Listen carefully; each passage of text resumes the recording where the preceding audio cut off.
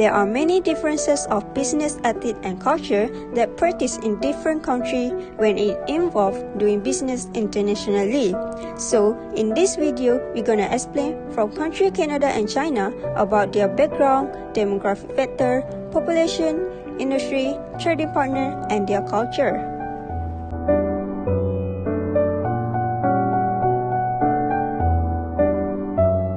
The background of country of Canada. Canada is the second largest country by area, occupying nearly 2/5 of the North American continent. Canada have a stylish red 11-pointed maple leaf charged in the middle of Canadian national flag. It's made up of a red field with a white square in the middle. Then, Canada Prime Minister Justin Trudeau is the country's leader and the capital is Ottawa. In addition, Canada has a richness of natural resources and intangible resources that few other countries can compare. The background country of China. China is Asia's most populated country. China also has a variety of names including Zhonghua and Zhongguo in Chinese Pinyin. Therefore, the Chinese national flag, often known as the Five-Star Red Flag, is the national flag of the People's Republic of China. Next, China Prime Minister is Li Keqiang, and the capital city is Beijing in Peking. In addition, China already has 33 administrative divisions, including 22 provinces, 5 autonomous regions, 4 municipalities, which is Chongqing, Beijing, Shanghai, and Tianjin, and 2 special administrative areas, all of which are directly under the central government, which is Hong Kong and Macau.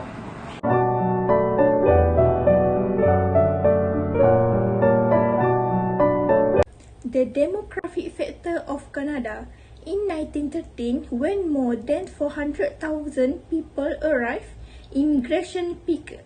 Then, the transition from Eastern Canada to the Prairie Province was a significant feather of internal migration during the first 2 decades of the 20th century.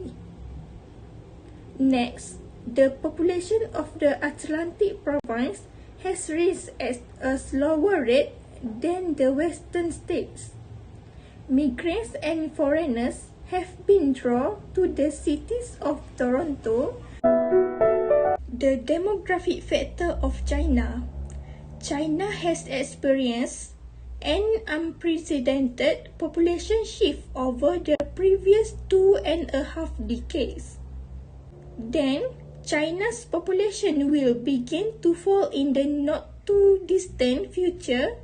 In a couple of decades, an unprecedented demographic shift in the country's history, in the absence of large wars, disease, and famines. Next, standard demographic statistics such as mortality, fertility, population growth rate, and age structures China demographic factor changes are significant for a variety of reasons. As a result, when China's economic reform began in the late 1970s, the post-Mao Chinese government made population control a primary policy priority.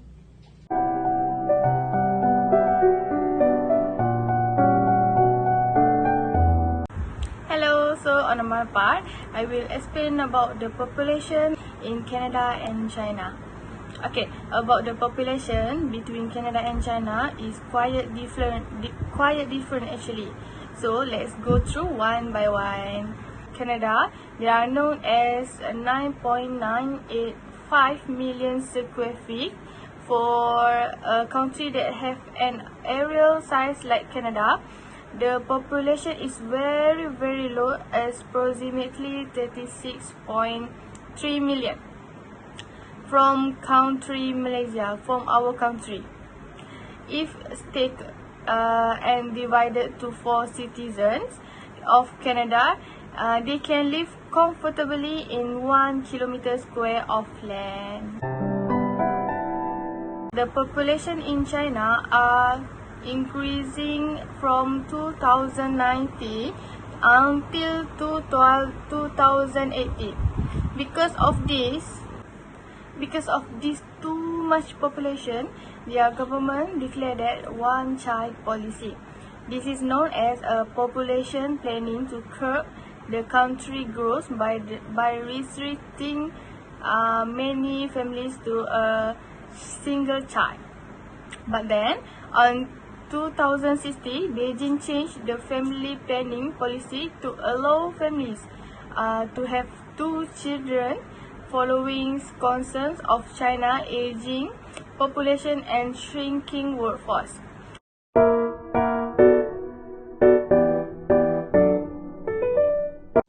So, I will explain about the industry of Canada and China. Firstly, Canada's economy is highly dependent on international trade with export and import of goods and service, each comprising about 1/3 of GDP. The country's 3 largest trading partners are the US, China, and the UK. Its 3 largest industry, measured by their contribution to GDP, are real estate, mining, quarrying, and oil and gas extraction. Right. And Canada is home to the e-commercial company, which is Shopee, include shop-to-shop major banks such as the Royal Bank of Canada, RY2RY, and energy transportation and distribution company, and which include ENB to ENB. And next, China industry is metallurgy industry. As mentioned above, the country is very rich in natural resources. Industry, the total number exceeds the mark of 1,500. First of all, they are concerned with the fundamental reorientation to export industries as attract foreign investment and create economic zones with better taxation and regulatory climate.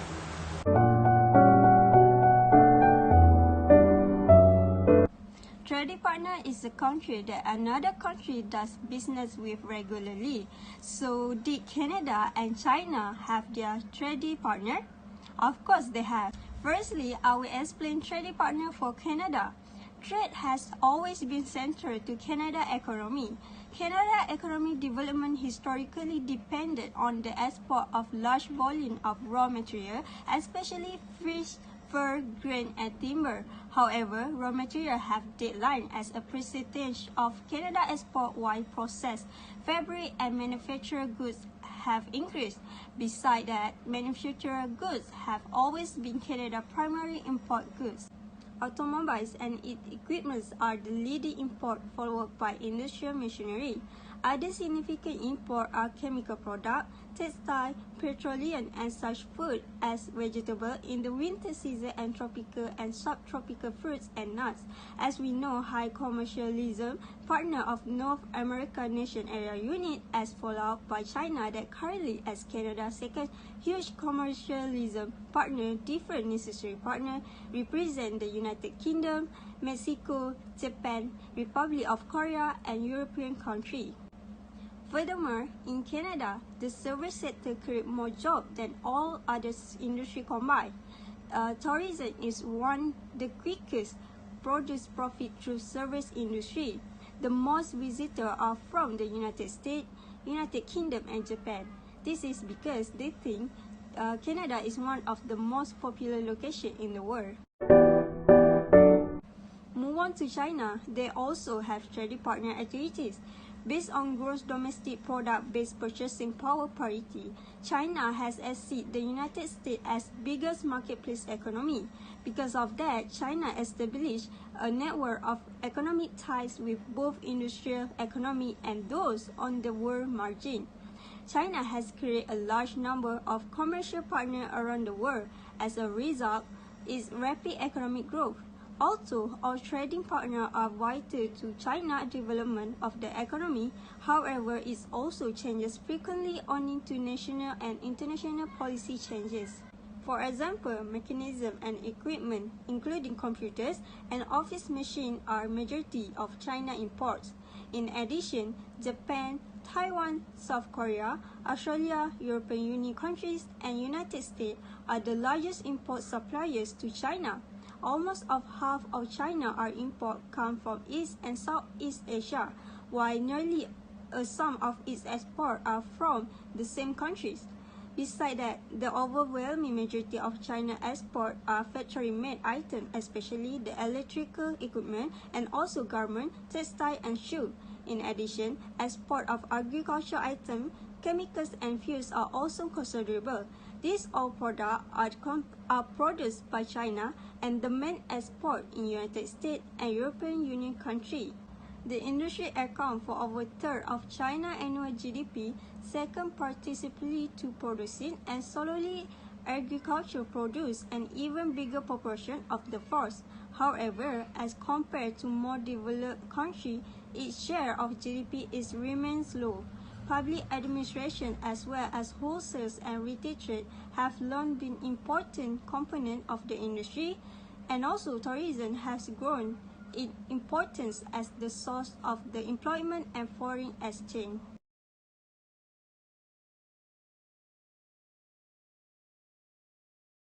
So what about the culture between China and Canada? In Canada, people who live in Canada known as Canadians, and they are recognized for being the politest, wise, and peace and loving people on the planet. Indeed, Canadians are usually described as a people who apologize regardless of their guiltiness. China culture is a result of the settlement, one of the world's oldest and most complex civilization with a 5,000-year history. For example, they have their own language, which is Mandarin language, and then their Chinese calligraphy.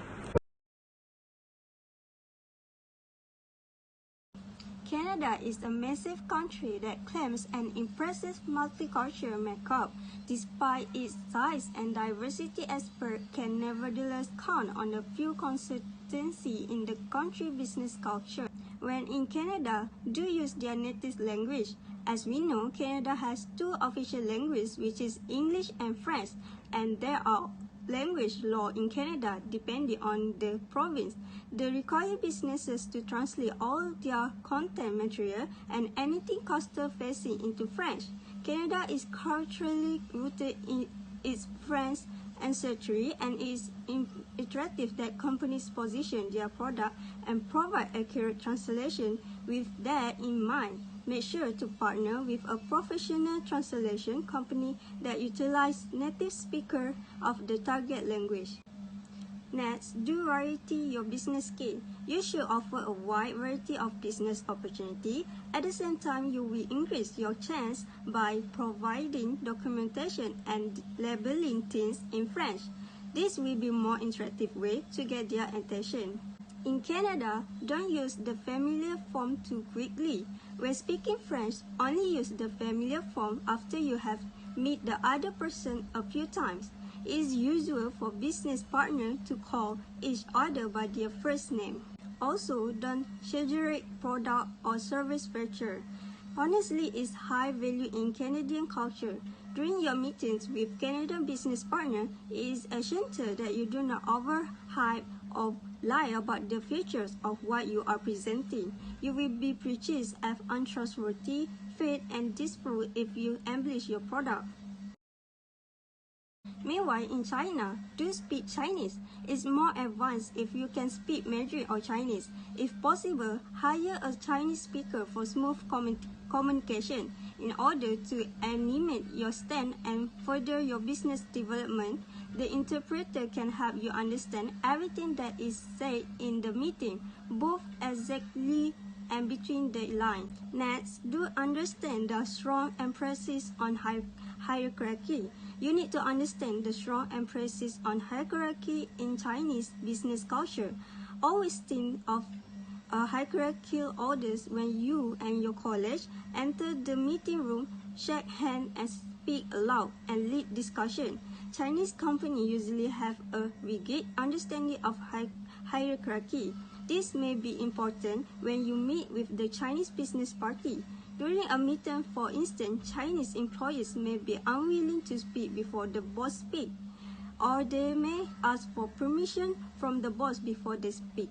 In China, don't avoid making small talk, whether you are speaking to the boss or someone with a lower rank.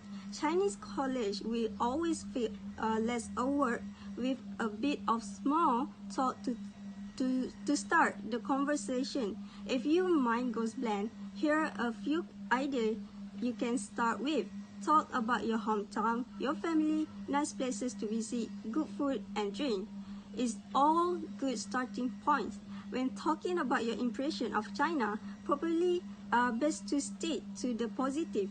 Perhaps talk about what food you enjoy and whether you have been to any interesting places.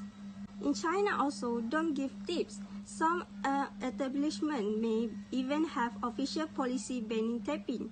One travel website points out that in the worst-case scenario, you may even cause distress or offense to the person you tip. The act of tipping may imply that because you are financially better off than the person reaches the tip, it's your job to offer them some charity. This may lead to person to lose face and become embraced. Maybe instead of a tip, give the person serving with your smile or simple share.